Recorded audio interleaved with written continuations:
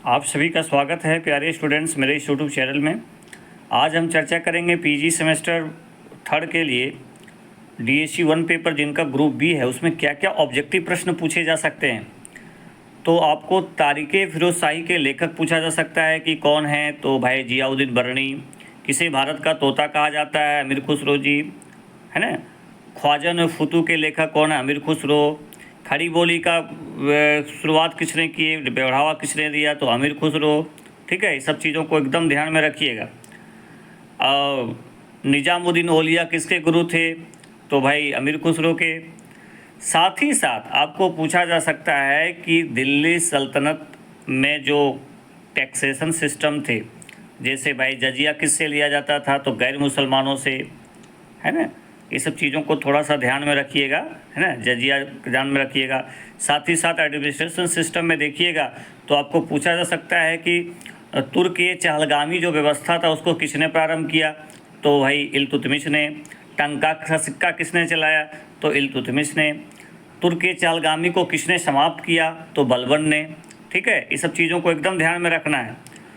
जैसे जो टैक्स जो है, टैक्स से जो मतलब वो राजस्व जो प्राप्त होता था वो सीधे जो है सो राजशाही में जो जमा होते थे, वैसे भूमि को कौन सी भूमि बोलते थे, है ना, वैसे तो खालसा भूमि बोलते थे। तो ये सब चीज़ों को एकदम आप लोग को ध्यान में रखना है, बहुत बहुत इम्पोर्टेंट है और परीक्षा के दृष्टिकोण से काफ़ी ज़्यादा इम्पोर्टेंस है।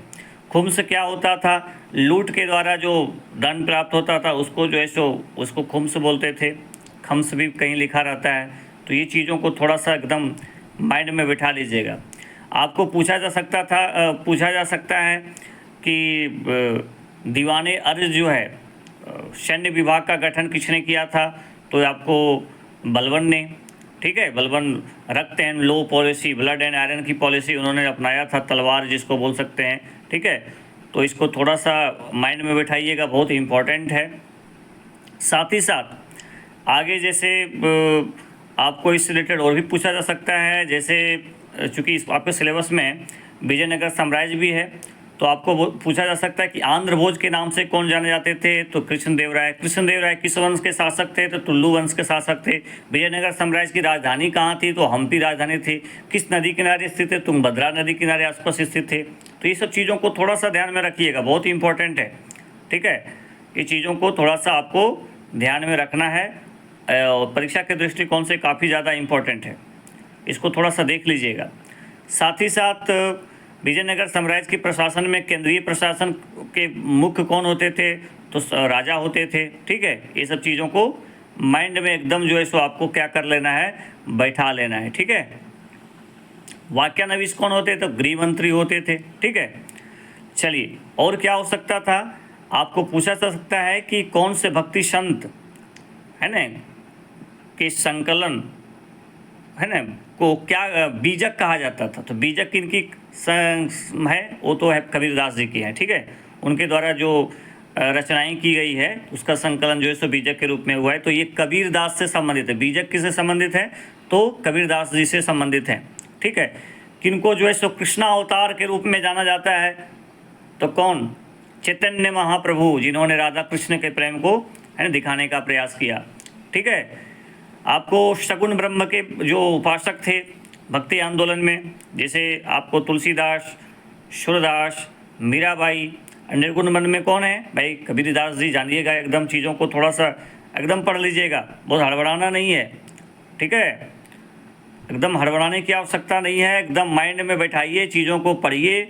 ऑब्जेक्टिव प्रश्न होता क्या है कि यदि आप लॉन्ग प्रश्न पढ़ रहे हैं तो उसी से ऑब्जेक्टिव प्रश्न बनेगा, उसके लिए बहुत ज़्यादा कुछ करने की आवश्यकता नहीं है। प्रश्न जो है सो वहीं से आपका आता है, बस थोड़ा सा ध्यान में रखना है और स्टेटमेंट को पढ़ना है। हो सकता है कि ऑब्जेक्टिव प्रश्न में आपको स्टेटमेंट में दे दे या आपको ऑप्शन दे दे, तो चीज़ों को थोड़ा सा माइंड में रखिएगा।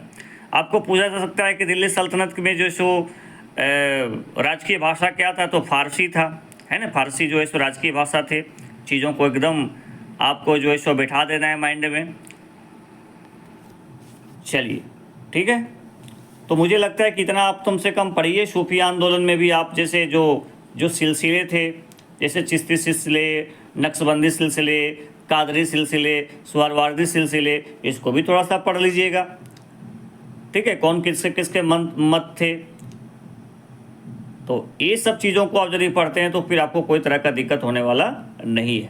ठीक है, चलिए अच्छे से पढ़ लीजिएगा। और भी बहुत सारा चीज़ है जिसको थोड़ा सा मतलब आप रिवीजन कर लीजिएगा। नहीं, थैंक यू सभी को।